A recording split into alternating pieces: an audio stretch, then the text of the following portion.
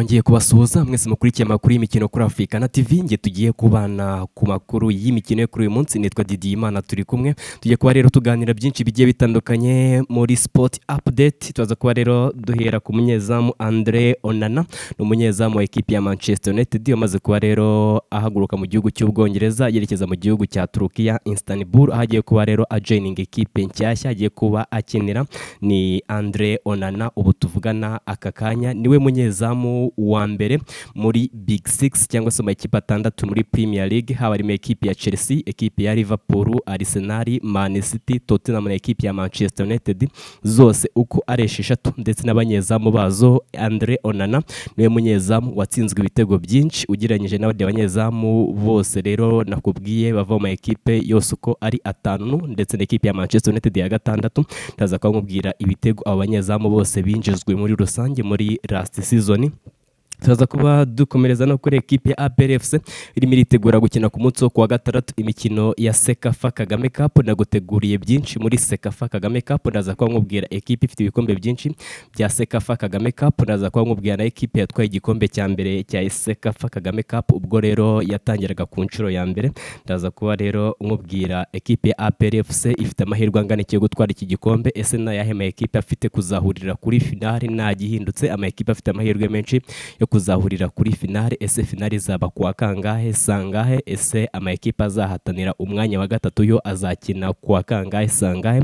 Turaza kuba dukomereza no kuri Anthony Martial wanyuze muri ekipe ya Manchester United avuye muri ekipe ya AS Monaco mu gihugu cy'Ubufaransa akanyura muri Espagne akaza kuba rero ava mu gihugu cy'Ubwongereza yerekeza mu Bugereki. Uyu Anthony Martial ibye ntago bimeze neza cyane aho aherereye muri aka kanya, kuko ubu tuvugana Anthony Martial yaje kuba rero ahabwa amasaha 24 kuri 48 yo kuba amaze kubona aho yerekeza. Bagiye kuba rero bamusezera muri ekipe tuvugana aka kanya ubu ari gukinira. Ni Anthony Martial amaze kuba rero akinira iyi ekipe mu mwaka umwe yahamaze, yabatsindiye hafi ibitego bigera kuri 7. Uyu musore rero Martial yakiniye ekipe y'igihugu y'Ubufaransa, ndetse Anthony Martial yatanze byose yari afite. Ndaza kuba nkubwira byinshi kuri Anthony Martial. Tuzaza kuba rero dusoreza ku mikino igiye itandukanye nyuma yuko rero international break yamaze kuba irangira. Ni imikino y'ibihugu. Turaza kuba rero dukomereza mu mashampiyona agiye atandukanye ku mugabane w'i Burayi. Ku munsi w'ejo mu gihugu cy'Ubufaransa hari umukino umwe, ekipe ya Olympique de Marseille izayimanuka mu kibuga, naho mu gihugu cy'Ubudage naho muri Bundesliga hari umukino umwe, ni ekipe ya Bayer Leverkusen ifite umukino ukomeye cyane. Ni nyuma yuko Erik ten Hag yirukanwe muri iyi ekipe bakazana umusimbura we. Ndaza kumubwira ekipe ya Bayer Leverkusen izaba ikina nayo ku munsi w'ejo. Tuzaza kuba rero dusoreza mu gihugu cya Espagne muri La Liga hari naho umukino umwe, ekipe ya FC Sevilla izaba imanuka mu kibuga ku munsi w'ejo. Ibi nibyo nabateguriye, reka nze mu kanya gato tubyinjiremo.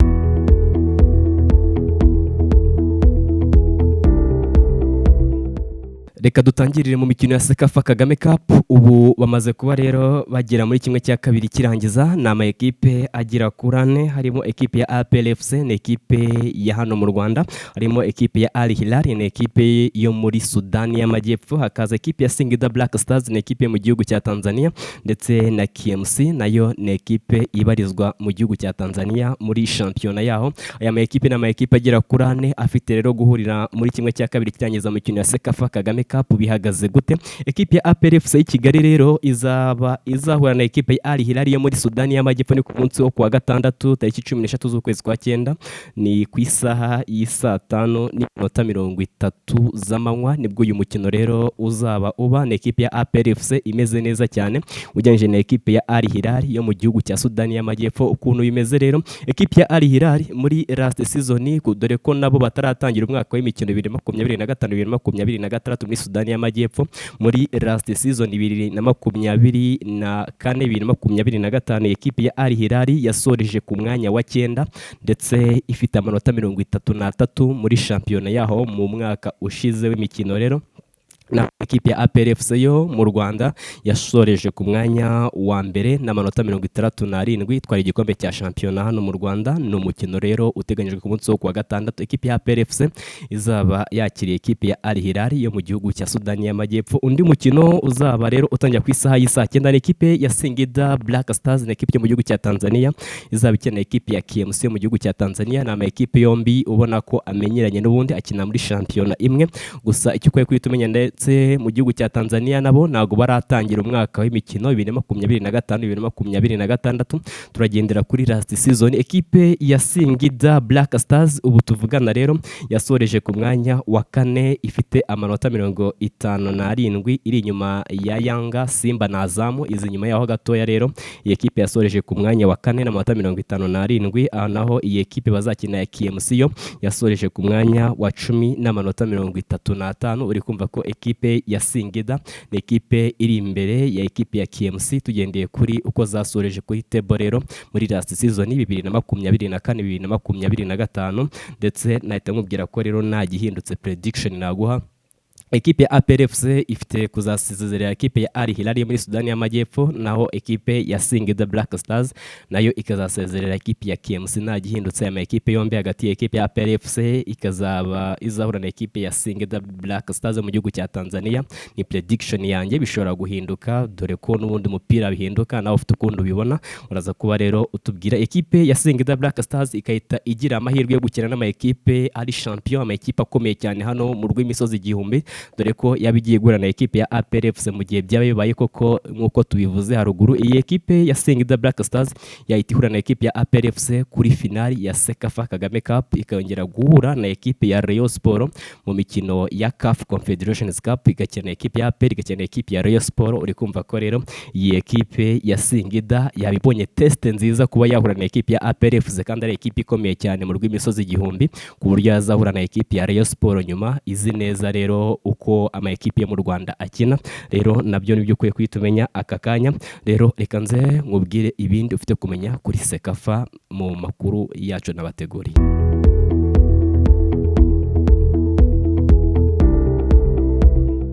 Ikindi ufite kwitumenya muri Sekafa nuko ekipe yatwaye igikombe cya mbere mu mateka rero y'iyi Sekafa. Sekafa yatangiye mbere na mbere mu 1971. Ekipe yatwaye igikombe cya mbere cya Sekafa ni ekipe yitwa Red Arrows, ni ekipe yo muri Zambia. Muri Zambia shampiyona bayita Super League, niyo shampiyona y'igihugu cya Zambia. Iyo ekipe yatwaye igikombe cya mbere cya Sekafa rero ni ekipe mu gihugu cya Zambia bayita Red Arrows, ni ekipe yatwaye igikombe cya mbere. Ndetse icyo kwiye kutumenya rero iyo ekipe yatwaye igikombe cya mbere cya Sekafa ubu aka kanya ikaba ibarizwa muri shampiyona ya Zambia, ikaba iri ku mwanya wa 5, naho last season yasoreje ku mwanya wa 4 n'amanota 58. iyi ekipe ya Red Arrows uyu munsi rero irimo iritegura kuzakina na ekipe iri ku mwanya wa mbere. Ni muri weekend ku munsi wo ku cyumweru tariki 14 z'ukwezi kwa 9, ni ku isaha y'isa 9 rero. Ni ekipe ya Rangers Enchanga, ni ekipe mu gihugu cya Zambia. Ni ekipe rero ifite gukina iyi ekipe n'undi yatwaye igikombe cya mbere cya Sekafa Kagame Cup. Ikindi nanone ufite kwita umenya nuko ekipe yatwaye ibikombe byinshi bya Sekafa kurusha izindi zose ni ekipe ya Simba yo mu gihugu cya Tanzania, kuko ekipe ya Simba yatwaye ibikombe bya Sekafa bigera kuri 6, naho ekipe ya APR FC y'i Kigali yo yabashije gutwara ibikombe bya Sekafa bigera kuri 3. Igikombe kimwe gitwaye 2004, ikindi gitwara 2007, ikindi gitwara 2010, naho ekipe ya APR FC yageze kuri finali zigera kuri 2 za Sekafa izitakaza mu mwaka wa 1996. Ekipe ya APR FC yageze kuri finali ya Sekafa iratakaza, ndetse no mu mwaka wa 2000 ekipe ya APR FC yageze kuri finali ya Sekafa iratakaza, naho 2004, 2007 na 2010 irazitwara. Ekipe ya APR FC ibasha gutwara ibikombe bigera kuri 3 bya Sekafa Kagame Cup. Nibyo nabyo nibyo ufite kwitumenya. Ikindi nakubwira nuko finali yo ya Sekafa izaba ku munsi wo kuwa mbere ku munsi wo kuwa mbere ni ku isaha y'isaa 5 z'amanywa tariki 15 z'ukwezi kwa 9 nibwo ekipe izaba zageze kuri finale izahurira rero kuri finale. Ikindi kuyitumenya nanone nuko finale izaba mbere y'umukino uzahuza ama ekipe azaba yatsinzwe kugira ngo tumenye ngo iya gatatu n'iya kane nizihe. Ekipe zahatanira umwanya wa gatatu zizakina n'ubundi ku munsi wo kuwa mbere ku isaha y'isaa 9. Finale izaba saa 5, izihanganira umwanya wa gatatu zikine ku isaha y'isaa 9 nabyo kuhita ubimenya aka kanya. Naho ekipe ya Singida Black Stars na ekipe ya KMC zo zizakina tariki 13 z'ukwezi kwa 9 ni ku isaha y'isaa 9 n'ubundi, mu gihe ekipe ya Perio izakina ku isaha y'isaa 5:30 ni ku munsi wo kuwa gatandatu muri semi finale kimwe cya kabiri kirangiza. Ekipe ya Perio FC izakira ekipe ya Al Hilal ku isaha y'isaa 5 n'igice ni tariki 13 z'ukwezi kwa 9 rero nibwo bazabakina. Nyuma yaho gatoya rero ekipe ya Singida izatakira ekipe ya KMC na ama ekipe nayo rero ubona ko amenyeranye cyane. Rero nibyo nakubwira mu mikino ya Sekafa Kagame Cup. Reka nze mu kanya gato dukomereze hanze y'u Rwanda. Dukomereze kuri uyu mukinnyi bamwita Anthony Martial anyuze muri ekipe ya Manchester United. Ni umusore by'aka kanya afite imyaka 29 y'amavuko, akaba anyuze muri ekipe ya Manchester United avuye muri ekipe ya AS Monaco.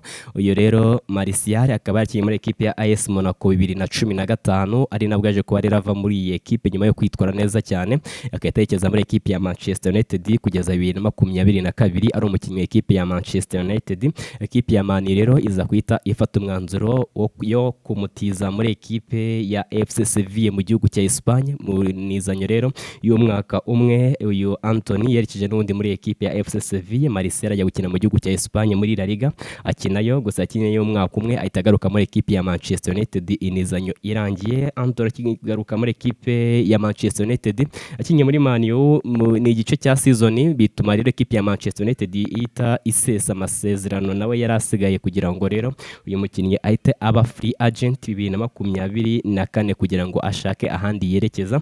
Anthony Martial yese ava mu gihugu cy'Ubwongereza muri ekipe ya Manchester United ahita yerekeza mu gihugu cy'Ubugereki kugira ngo ajye kuba rero areba ekipe yakerekezamo. Ageze mu Bugereki rero yese ajoininga ekipe ya AEK Athens, ni ekipe yo mu gihugu cy'Ubugereki, ni shampiyona ya Super League, niyo shampiyona n'undi mu Bugereki bakina. Harimo ama ekipe menshi akomeye cyane mu gihugu cy'Ubugereki, harimo ekipe ya Olympiacos nimba muyizi, ekipe ya Poka, ayo yose n'ama ekipe n'undi abarizwa muri shampiyona y'igihugu cy'Ubugereki. Dukomeje kuri Anthony Martial kimara kugera mu gihugu cy'Ubugereki muri ekipe ya Athens rero 2023 2024 yavuye muri ekipe ya Man U 2024-2025 rero akiniye iyi ekipe muri shampiyona y'igihugu cy'Ubugereki rero muri Super League. Yakiniye iyi ekipe rero imikino igera kuri 19 abasha kuyitsindira ibitego bigera kuri 7 na assist imwe, bwagize uruhare rw'ibitego bigera ku 8 mu mikino 19 yakiniye iyi ekipe. Ariko rero ubu by'aka kanya iyi ekipe ya Athens yamaze kuba rero ibwira Martial ati gira ushake ekipe werekezamo. Ne ekipe ya Athens yamaze kuba rero iha Anthony Martial list y'ama ekipe agera kuri 6 ku buryo rero yahitamo imwe muri zo akaba yayerekezamo. Bamuhaye amasaha 28 kuri 48 kugira ngo rero abe atandukanye n'iyi ekipe. Uri kumva ko ntago byoroshye habe na gato kuri uyu Mufaransa Anthony Martial. Mu rutayizamu n'umwataka akaba ari kini ekipe y'igihugu y'Ubufaransa imikino igera kuri 30 atsindira ekipe y'igihugu y'Ubufaransa ibitego bigera kuri 2 byonyine.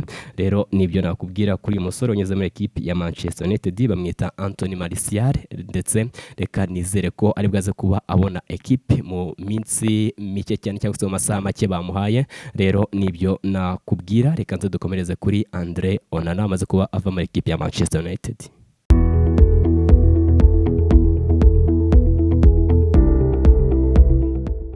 Dukomeje kuri Andre Onana amaze kuba ava muri ekipe ya Manchester United yerekeje mu gihugu cya Turkiya Istanbul muri ekipe ya Trabzonspor. Ni ekipe agiye kuba rero akomerezamo, gusa ni mu buryo bw'inizanyo.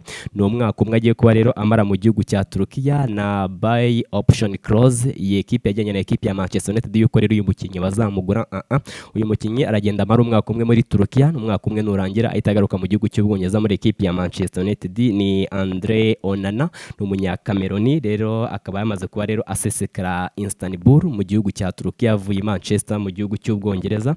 Yamaze kuba rero ahagera nk'uko muri kubibona muri private jet, ni indege nziza cyane amaze kuba rero asohoka nyuma y'uko yasesekaye muri Istanbul. Rero ikindi gikwiye kwitumenya kuri uyu munyezamu rero Andre Onana, ubwo yarakiri muri equipe ya Manchester United muri last season, niwe munyezamu watsinzwe ibitego byinshi kurusha abandi banyezamu bose muri Big Six. Nyamvuze Big Six rero harimo equipe ya Manchester City, equipe ya Liverpool, equipe ya Arsenal, Chelsea, Tottenham Hotspur na equipe ya Manchester United. Izo equipe zose n'abanyezamu bazo rero bakoresheje mu mwaka washize w'imikino muri last season. Uyu Andre Onana watsinzwe ibitego byinshi. Bihagaze gute? Andre Onana yaje kuba rero yinjizwa ibitego cyangwa se atsindwa mu izamu rya equipe ya Manchester United ibitego bigera kuri 44 byose. Ni Andre Onana w'umunyakameroni ni watsinzwe ibitego byinshi, ibitego bigera kuri 44, akurikirwa na mugenzi we wakinye equipe ya Tottenham Hotspur muri last season, ni wari mu izamu rya Spurs amwita Vicario Gigi. Uyu umusore w'umutaliyani rero yaje kuba yinjizwa ibitego bigera kuri 38. Tuvuye kuri Onana akurikiwe na mugenzi we wakiniye equipe ya Tottenham Hotspur muri last season bamwita Vicario Gigi, akaba ari umutaliyani rero yinjijwe ibitego bigera kuri 37, ndetse uyu Vicario tumuvuyeho rero tujya muri equipe ya Chelsea bamwita Robert Sanchez, ni umunya Espagne, we yinjijwe ibitego bigera kuri 34 byose mu izamu rya equipe ya Chelsea. Uyu rero Robert Sanchez akurikiwe na mugenzi we banamwita David Raya, umunyezamu wa equipe ya Arsenal, we muri last season yinjijwe ibitego bigera kuri 34 mu mwaka wose w'imikino. Undi munyezamu amwita Alisson Becker, niwe munyezamu wa kabiri muri Big Six winjizwe ibitego bike cyangwa se yanyije n'abandi. Alisson Becker ni umunya Brazil ukinira equipe ya Liverpool, we yinjijwe ibitego bigera kuri 29 muri last season 2024-2025. Tuvuye kuri Alisson Becker wa equipe ya Liverpool ndetse muri last season we yinjijwe ibitego bigera kuri 29. Umunyezamu wa mbere muri Big Six winjijwe ibitego bike kujyanye n'abandi bose amwita Edson Moraes, ni umunyezamu n'undi afatiraga equipe ya Manchester City muri last season. Yamaze kuba atandukana na equipe ya Manchester City nyuma y'uko rero iyi equipe ya Man yaguze abanyezamu bagera kuri 2 harimo James Trafford ndetse na Gigi Donnarumma bakuye muri equipe ya Paris Saint-Germain kugira ngo rero aze abe umunyezamu wa mbere muri equipe, naho James Trafford bakuye muri equipe ya Burnley abo umunyezamu wa kabiri muri equipe ya Man City, bituma Edson Moraes ahita atandukana na equipe ya Manchester City, nawe ahita yerekeza mu gihugu cya Turukiya Istanbul muri equipe ya Fenerbahce. Nyuma y'uko rero iyi equipe ya Fenerbahce yamaze kuba yirukana Jose Mourinho, ikaba yimira proposa banamwita Zinedine Zidane kugira ngo abe yafata inshingano muri equipe. Gusa Zinedine Zidane na n'ubu ntago arabasubiza, ni nyuma y'uko Zinedine Zidane yaje kuba rero abona promise nyuma y'uko rero yaganiriye na equipe y'igihugu y'Ubufaransa, ni nyuma y'uko nanone yaje kuba yemererwa inshingano nyuma y'igikombe cy'isi 2026 nikirangira. Uyu Didier Deschamps ni umumenyereza cyangwa se umutoza wa equipe y'igihugu y'Ubufaransa zahita asezera, Zinedine Zidane ahita ahabwa inshingano muri iyi equipe. Rero Zidane nagashaka kuba rero yakombina ibyo bintu, afate club afate ndetse na national, ashaka kuba rero we yahita akomereza inshingano ze muri equipe y'igihugu y'Ubufaransa. Niyo mpamvu rero kuba yajoininga club iyo ari yose nk'umutoza ari ibintu byagorana cyane, nibyo nabyo ufite kuita ubimenya.